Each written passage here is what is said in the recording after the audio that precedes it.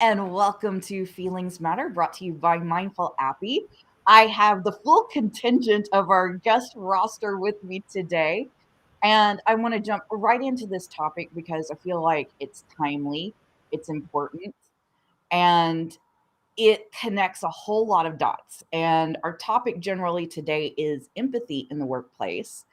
And off camera, before I clicked the button and started the broadcast, Karen was telling me about some of the benefits of an empathetic workplace. And I feel like that's a really great place to start because there is a relationship between empathy in the workplace and employee engagement. For sure. I think it's so interesting because a high percentage of companies, like something like 92% of companies, will tell you that they definitely believe, that it's important to have empathy in the workplace. And yet, 92% of employees feel like it's undervalued in the workplace. So that goes back to that sort of disconnect that oftentimes happens. And sometimes I think in the workplace, we can think that we're providing empathy and we're not really. And so I think it's important to listen to employees. And the importance of that is that we know from lots of case studies. So I think it's interesting. It's not like just one. Like there is a plethora of case studies around empathy and empathetic companies. And so it's interesting that both in terms of bottom line, empathy really does make for a better company, a better performing company. So if you take the top 10 most empathetic companies from surveys, they outperform all other companies. So bottom line is that when you have empathy in the workplace, like it leads to better performance and productivity. But also when you've got empathy in the workplace, it means that it individually as well, that individuals in the workplace feel more engaged in their work. And the reality is, we've been saying it now for the last 3 weeks about how we spend the bulk of our time at work. Besides sleeping, Mhm, it's the place mhm. where we spend the most time. And so we need to feel like it is a space in which we are heard and affirmed. And that doesn't always happen. And so hugely beneficial both from the employee side, but also the employer side as well. But I do think that a lot of times there's fear. I mean, it's interesting. I was looking at this study about CEOs responding to empathy, and that so often empathy is equated with weakness, right? Mhm. It's this like, if I'm too empathetic, people will think that I'm weak. And that makes me so mad because from my Or perspective, what? is it that empathetic people can be viewed as a pushover that, oh, I'm going to change what I'm doing to accommodate somebody when I shouldn't, things like that. Yeah, absolutely. Like I said, it comes from this place of fear. I mean, it's all fear based. I'll be seen as weak or as a pushover, any of those things. And I think one of the things that we can really do is begin to think about transforming the culture around workplace so that we actually see empathy as empowering, that creating empathetic workplaces actually empowers people. Because when we are heard and supported, we feel empowered to do the things that we might not do otherwise, right? We feel empowered to make it slog through a rough day. When somebody Mhm. hears us when we say, I'm overwhelmed today, I feel like I need a break, right? And when we are heard in that, it empowers us to say, okay, maybe that is what I need to do today. So I think one of the things that we need to understand is that we tend to think that empathy equates with giving people, run of the show, an opportunity to do whatever they want to do and not have any accountability. And that's not what empathy is. Empathy actually can and should live closely with accountability. You can extend empathy to an employee who's navigating a difficult day or who just lost a spouse to death or whatever it is, and say, wow, that's really terrible. I can see why you would feel that way. All of those things that reflect the empathy, and yet still expect that, given an opportunity to get back on their feet and to have that opportunity to heal, that they will be back to producing at the level that they're accustomed to, that they want to produce as. And so I think it's important to recognize that we can extend empathy and still have a level of accountability that exists within that as well, that those two things are not separate, that they can live very closely together. Seems like it's a result of our action-oriented culture. Like we feel like if we're not doing something to fix something, and empathy is kind of more passive than active. Mhm. It's really Yeah. about hearing and listening and reinforcing, which almost feels like doing nothing. So then if you have a do something minded person thinking about empathy and then thinking about, well, what do I do Mhm. about it? Then the conclusion may be drawn that I need to uh, be a make a whole bunch of changes to accommodate for these feelings that exist when in fact it's not about that at all. Yeah, I love that because I do think that that's really true, Tina. I think you hit it spot on, which is the reality is that empathy is so much more about just being there with people. Um, and it doesn't mean, and I do a lot of this in workplace, helping to people understand, like, leave your cape at home. Like, you don't have to put on your cape and fix things for people. And for most of us, we're not looking for that. I mean, how often have you walked in the door and said to your spouse, oh my gosh, I had a terrible day and this happened. And the last thing you want to hear is your partner or spouse say, okay, well, here's what you should have done. You should have responded like this. Or maybe, we instead want to hear, wow, that was really hard. No wonder you feel like you're feeling today. I mean, that's about really connecting with people's emotions and understanding where they are. And it doesn't always lead to action. It doesn't always mean, like, sometimes it can. There's about like three different kinds of empathy that we can experience. So one is that cognitive, right, of being able to just know, like, okay, I can connect with this. And I think it really helps us be better communicators. And then there's this next level of empathy that's sort of that emotional piece. So that ability to connect on a more emotional level. And that's really kind of helps us build emotional connection. And then, yes, there can be then that compassionate level of empathy, which might lead us then to actually take action in some way. So think about somebody, a coworker losing a loved one. They've had a death experience, right? And you might in your mind think, well, who did they lose, and be able to connect with, oh, I lost my sister last year, so I know what that's like. And you might then go share that with them and ask how they're doing. And then that compassionate level would really mean, hey, I'd love to bring you a meal. What can I do? Or can I come mow your lawn? Or what is it that I can do to help support you during this time? So I think that's the other thing to recognize, that like, there's different levels of empathy that we engage in, and we're not always engaging at that compassionate level necessarily, moving into action in the workplace. A lot of times we're sort of in that cognitive space in the workplace, but it still all looks the same, and that we're just quieting down and really listening to people and affirming them. One question I had for you, Kieran, what sort of circumstance, what sort of team dynamic would tend to cause you to recommend a little bit of empathy training, like this workshop that you do for companies, as opposed to, say, a stress management workshop? Or what's going on that might be the appropriate thing to deal with? It's interesting because I think one of the reasons that I developed this particular piece is because I think it's actually fundamental to all the other work that we're doing in terms of providing mental health programming. I think empathy at its core is what we need to really understand mental health issues and how to support people who are navigating any kind of mental health issues. And so I've always felt like it's really foundational. So what kind of work environment would this work in, or be conducive to, a certain place? I mean, I think, which one wouldn't it work for?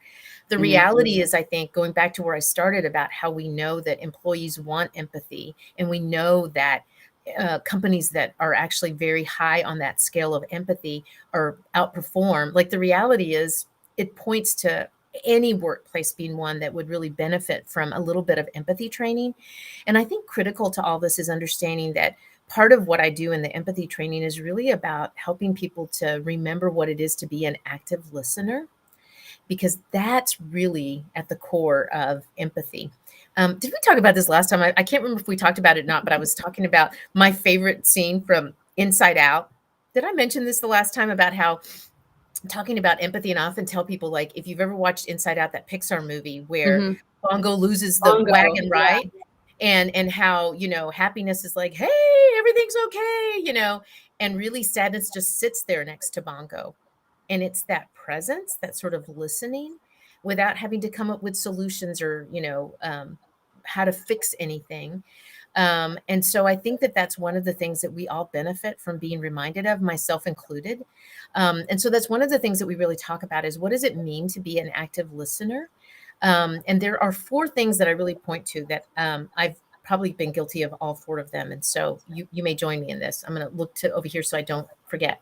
So one of them is to really focus on the speaker. So we're being really active listeners. We're focusing on who's speaking and not the list of groceries we need to pick up or the next thing that we're going to say, or, that we're really focused on that person. That we really try to avoid interrupting. That's the one that I'm most guilty of. I'm sort of this really quick thinker, and the reality is, most of us, that is true.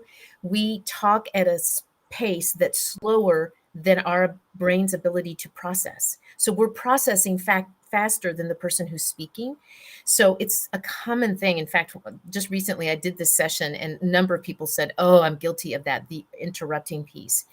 And so one of the suggestions that I make sometimes to people is, if they're in a conversation, to just have a notepad, so that if something comes into your mind, you can jot it down, just jot down a word or something so you don't forget, which allows you to continue to focus on the speaker and not say, "Oh, wait, I want to say this about that."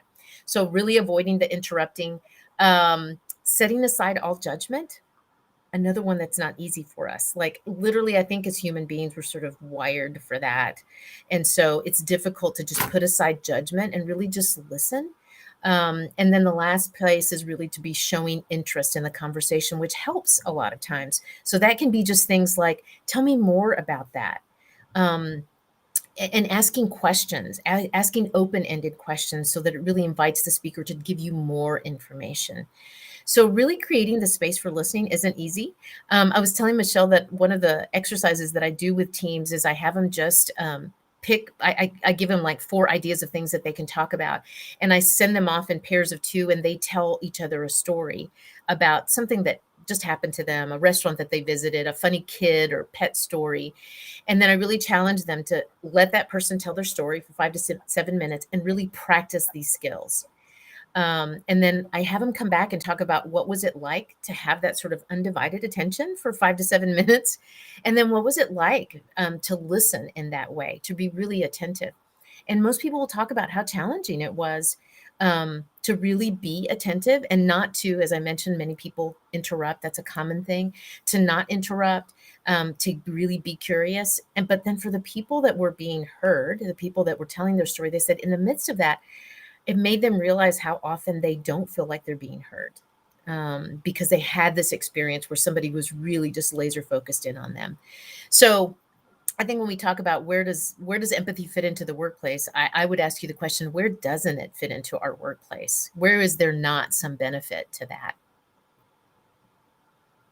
That's such a challenging one. The active listening, that I love that, the exercise that you do with pairing people off and having them just give that undivided attention.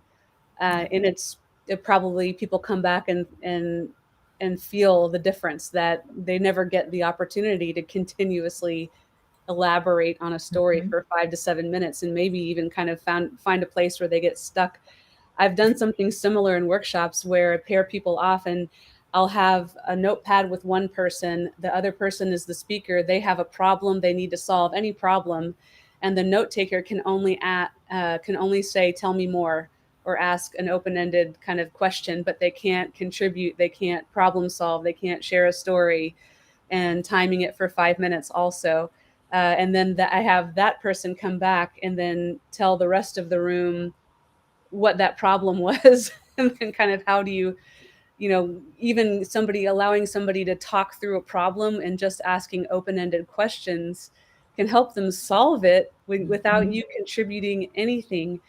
And I remember when I first started learning active listening through some coaches that I had 10 or 15 years ago, um, and when I started practicing it, I got a sense of relief, because I felt like I didn't have to show up with all the answers or all the solutions, or that I always had to be on point with that really next intelligent piece of information. And once you can let go and get out of your head, you actually do come up with really more insightful and brilliant things, because you're spending more time listening to what that person is really involved with.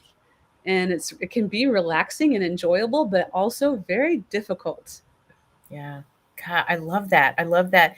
You know, something about what you just said about how that really then that's that supportive piece. Because what I heard you say was that you're really creating space then for someone to just kind of be able to work it out. Like that's that whole thing of you don't need to put your cape on and come up with a solution, but just creating the space for someone to really then be able to unpack that. And I think it's interesting because I also think that while we're talking about empathy in the workplace, I think empathy is one of those things, just what we talked about, that active listening piece, how that's helpful to all relationships, whether that's romantic relationships, with our husbands, partners, spouses, whether that's with our children. I think so often I always remember the one book that I read when my kids were little was the how to talk so kids will listen and listen so kids will talk. Mhm. And at the core of it all, it really was about not constantly coming up with the solutions and really creating the space to let your kids figure out things on their own. And I think not to equate employees with children, but you know what I mean? It's like that's just human nature. Like Mhm. we want to be heard and affirmed, and that empowering piece, that's what you really pointed to, was how empowering that can be to create the space for someone to be heard and to then be able to say, oh wow, like you figured it out. And how great that can be. And sometimes, yeah, maybe it is some partnering as well, but I think it can also be about just creating the space for people to be heard. And we should not um, diminish the power of that in creating more engaged and healthier workplaces. This is the biggest gift you can give to somebody, I think, is to just truly listen and be present with them. Yep. Yep. And again, and to be kind to ourselves when we're not good at it, going back to just what I mentioned earlier about how when I got that information about how much faster our brains work than we speak, like even that allowed me to be empathetic to myself and realize like, oh, okay, like that there's a reason why I have a tendency to that. So some of that is just about me becoming more intentional when I'm in situations like that to listen, like to, and recognize that, okay, my brain's working extra fast, but how do I really become attentive to this person? So I also think that that makes me think of one other thing that I often talk about in workplaces about how important it is that we do extend empathy to ourselves as well. Um, I'm this firm believer that, negative things and good things have a ripple effect, and that certainly empathy has this ability to ripple through an organization, a home, a workplace, a neighborhood. And so I do think it's so often it does start with us. And sometimes we're not very kind and gentle to ourselves Mhm. and cutting ourselves a little bit of slack when we miss the mark, when we're not quite our best version of ourselves. And I think sometimes it's harder for me to be empathetic to myself than it is to other people. But I know that when I am, I'm actually, like I said, my best version of myself, my most empathetic self in situations when I'm with other people. And, but it takes work. But I do think that it starts with also being empathetic to ourselves.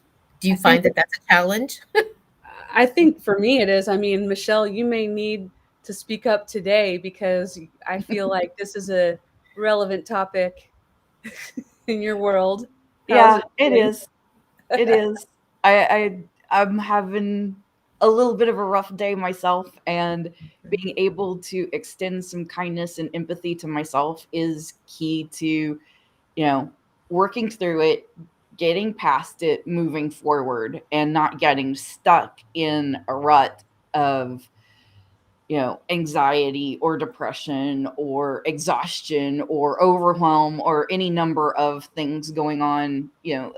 Sometimes just extending a little kindness to yourself is key to getting out of that rut a little bit.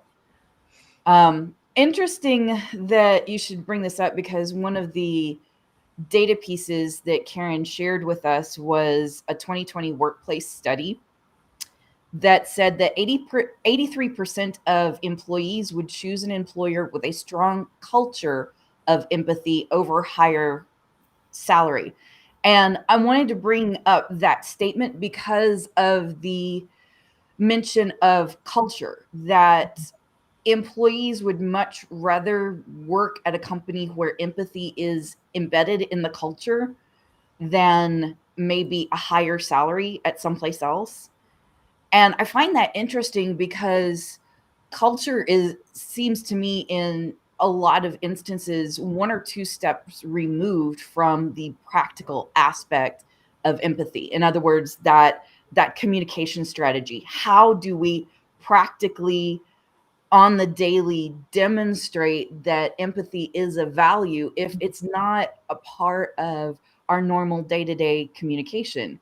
And at what point does it go from just being something that we say it's important to our culture and actually being an important part of our culture? Mm, You know, back yeah. to Karen's original comment about people assuming that empathy is means weakness, that Mhm, there's a synonym there. What I would like to encourage everyone is to reframe empathy as simply listening actively. mhm, Like mhm, if you need to put an action to empathy, it's the actual act of active listening. Whether you actually feel the empathy, like you actually can connect emotionally and feel it, just the act of practicing just keeping your mouth closed and or I cross my fingers if I somebody's speaking in that and it remains I want to say something but I don't want to forget. I'll cross my fingers and be like, oh, I need to remember to say that thing because that might be an insight or that might be relevant mhm, somehow. But just reframing empathy as listening could help cultures put ground rules around how they treat one another and how they show up in meetings, and that no, we don't interrupt people when they're speaking. We give everyone the same opportunity to speak. And there's a lot of structures you can put in place in meetings that establish ground rules that promote a sense of empathy, even if people aren't feeling it. mhm, mhm. Yeah, all valid points. And I think critically important right now is we also are seeing people at a place where, we all know it. Like we're all seeing the data that's coming out about this mass resignations that are happening of people really shifting. I think one of the things that's happened to so many of us is those of us who've been working in different kinds of ways, working remotely or working, like I said, just in different kinds of situations, find ourselves at a time in the midst of a pandemic where we're really, placing value on life, on our life, our existence, and really determining what is it that really matters to me right now. And even pre-pandemic, we know that people were naming that they wanted to work in places that were empathetic, that they wanted to work in places where people addressed mental health positively and proactively. And I think now companies and workplaces are realizing and we have to do something about that, because people are at a place where they're clearly showing and I will leave if I feel like this isn't a safe place for me to be, if it's not an empathetic place Mhm. for me to be, if it's not a place where I can be my true self, my true and genuine self. And to your point, Tina, I think it's interesting that we continue to see in lots of different data around sort of this gap between what employers think. You can value something, you can put that in your list of company values as empathy, but if there's not some intentionality in how you actually practice that in the workplace, there is a disconnect. And I think people become more disgruntled when that disconnect exists, right? Mhm. And so I do think it's really important. And I love what you said about really being able to name empathy is at the core of it all, sort of this ability to listen. And I would add to that and to connect, because it's really that ability to say, and I get that, even if I haven't had that exact experience, I get that. I understand why you might feel that way. Which leads me to, I know sometimes people say, I don't even know, what does that sound like to be empathetic? So I wanted to throw a few phrases out that I often share with people. Mhm. Um, just phrases that really reflect empathy, especially in the workplace. And you'll notice there's a lot of I language, which I think is so important that we practice that in lots of these kinds of situations. So things like, I can see how important this is to you. I know how frustrating, difficult, whatever the word is, must be for you.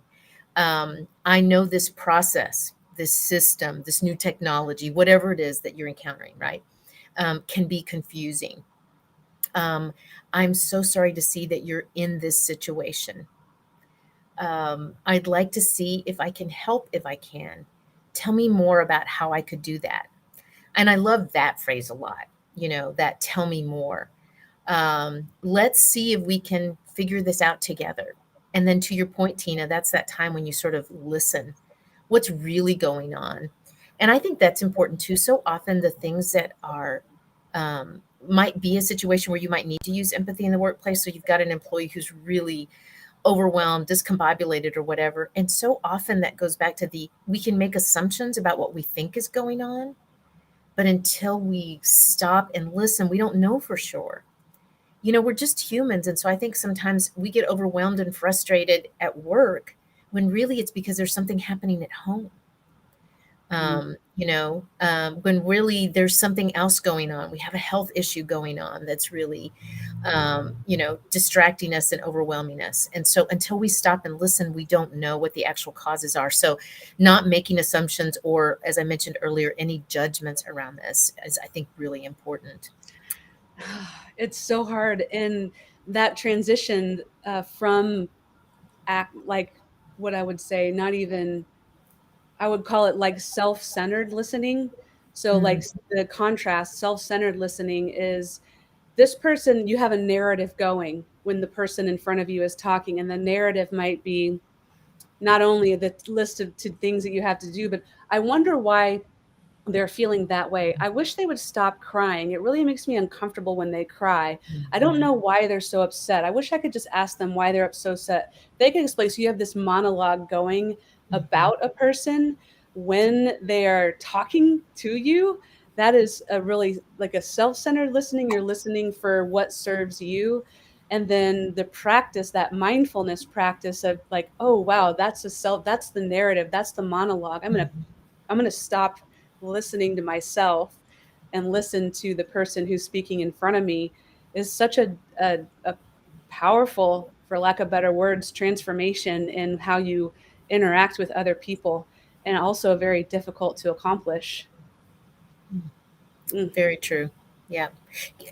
This makes me think of one other thing as I'm listening to you talk about that, and that it's interesting because when I have done this program in workplace, I'll often ask the question, what is the biggest challenge, do you think, to expressing empathy, to really being able to practice empathy in the workplace? And one of the top responses I always get is we're too busy. And it's so interesting because one of the things that I talk about around empathy is that if you want to make empathy happen in the workplace, you have to slow down. Because to your point, Tina, the kind of interaction that we just have been talking about requires us to slow down. And because you can't listen when you're ready to say the next thing, when you've got the solution figured out, when it's like, oh, got to get to my next thing. And so I do think it's important to recognize that it takes some slowing down, and it is an investment of time that will definitely reap benefits. Like, it's definitely an investment worth making, but it does require us. And we are just simply not as empathetic when we're in a hurry. We're just not. Um, when when you give the training on empathy, as you've done in the past, do you think that it makes people feel guilty or bad about their own behavior more, or do you feel like it makes them feel empowered with some more tools? I could see it landing either way, quite honestly.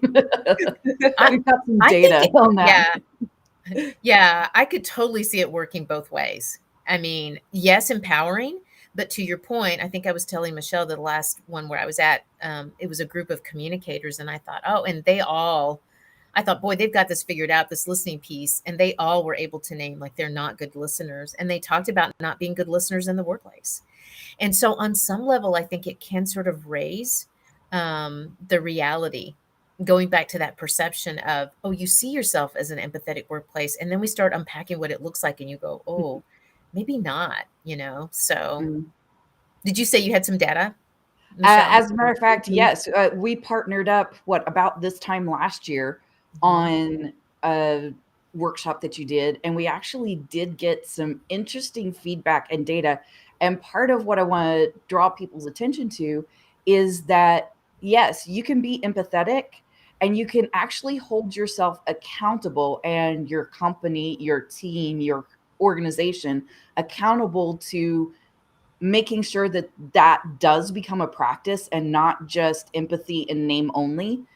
And we ran a study, Mindful Appy, along with some training that you did last year, and got some really interesting data back from that. And to Tina's point, in that particular case, we actually saw that as people were introduced to this training and what it actually looks like to be empathetic, most people were like, oh, wow, I was really missing that. Now I don't really, my emotion level kind of dropped a little bit because I realized I'm not quite doing what I thought I was doing, which was a really interesting result from tracking emotion through the course of this training session, both before and after. We had gratitude prior, like that when the empathy workshop was coming, there was gratitude in the results. And after the workshop, there was less gratitude and more fury. Like it almost, I wonder if it illuminated, behaviors or patterns uh, that ended up making people feel like, oh, crap. Yeah. Yeah. Well, think about it. If again, we sort of highlighted now what this all looks like. Mm-hmm. And then you go back to work as usual. And that week, like you're sitting with your boss and clearly, okay, I'm not being heard. Yeah. And I am being interrupted or, whatever it is, because now you're looking for it. It makes me think of, I feel like I have a fairly healthy diet and I decided I was going to see a nutritionist, just to really ramp up the nutrition. And I remember that after that first visit, I was so annoyed because it was just like, I mean, she just tore it to shreds in terms of what I'd been doing. And so I had this perception of myself as being a really healthy eater. And then I had this nutritionist that sort of nitpicked at it all. And then, I felt kind of, wow, okay. And so I can see where that could happen when you are taking, a bold move and really elevating the conversation. I think anytime change is happening, it's like when you've decided you're going to start exercising and the first few days you're sore because your body's just like, whoa, what's going on here? And I think the same is true for, a skill like empathy, where if you think you've been practicing and suddenly it's like, no, we're really going to work on this. Um, you know, as we talk about really changing culture, and I feel like that's what we've all been intent on, right? Like, how do you Mm-hmm. really change the culture? That doesn't happen overnight. It takes time. And I think it takes some discomfort because I think there has to be at some point where we're sort of holding ourselves accountable to how Mm-hmm. empathetic are we really being. And I think when we are willing to sit in that discomfort, there will be gift in that, but it does take time. And it takes an investment of saying, we're going to do this and really all be committed to it. Mm-hmm. Well, I think part of that commitment is checking in and going, so are we actually doing what we said we wanted to do? Mhm. Are we actually implementing the right communication strategies and being able to get that feedback, record it as data, and go, okay, when we ask this a week after the training, no, we're not quite getting it, but then we kind of keep at it and we keep at it and we ask it again in 2 weeks, and oh, look, it's Mhm. beginning to show signs of, okay, we're starting to get this. Mhm. That asking that question is important, and it does provide valuable data that tells us that yes, we're on track, or no, we're not there yet. Yeah. And it's hard to remember to ask the question when you are busy, you know? Yes. Yep. Absolutely. Absolutely. Yeah. Well, I think that's so true because I think that would have been interesting in this case if we'd been able to check in with them 2 weeks later or a month later. And I think that also in the with my work helps me realize the value. I was sitting here thinking, oh, like I should really make a point of really challenging folks to really name how it is as a workplace that they're going to hold themselves accountable to that, right? Maybe there's a phrase that they use to remind themselves or, because I think that's that shifting the culture, right? Is we have to Mhm. Mhm. all be there together and committed to it. So Nudges, just little nudges of yeah, reminders. Yeah. absolutely. And again, being and in the midst of all that, being empathetic to ourselves and everyone else when we miss the mark, because we will. Mhm. we'll miss the mark sometimes, and because we're human, and that's what I often remind folks as well, right? Like that's sort of a part of our human condition is that we just forget sometimes, and that's okay because we're just human, and there's a lot going on, and we do have to extend that empathy to ourselves as well. Well, awesome. Excellent. Yeah. Any further parting thoughts before we wrap it up today? No, I think we covered a lot. I want to encourage people because it's one of my favorite videos, and I show it in many of the different programs that I offer, which is the Brene Brown video on Love that empathy. one.